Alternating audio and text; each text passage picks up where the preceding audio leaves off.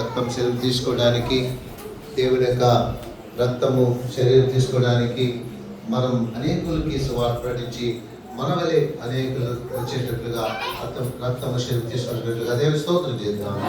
స్తోత్రం స్తోత్రం స్తోత్రం స్తోత్రం స్తోత్రం స్తోత్రం. తండ్రి అయిన దేవునికి స్తోత్రం చేస్తాం.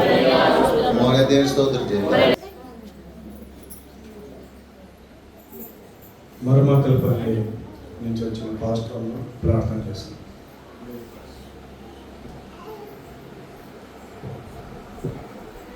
మహాపరిశుద్ధుడా, మా దేవ, మా తండ్రి, మీ వందనాలు తెలుసు స్వామి. అనేకులకు లేని బాధ్యతను ధన్యతను ప్రభావ మాకు అనుకరించినందుకు స్తోత్రం.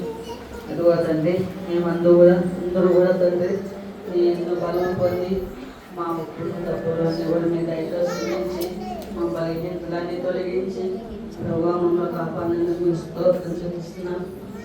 అంత మాత్రమే కాదు తండ్రి, పాదాలు స్తోత్రం అనుకరించండి, కాపాడండి. మా మీరు వృద్ధులైనప్పటికీ యవనులుగా మేము పరిగెత్తడం మీ కృప దయచేయమని, మీరు కారు చేయమని, మా బలహీనత అంతా కూడా తొలగించి బలం దయచేయండి.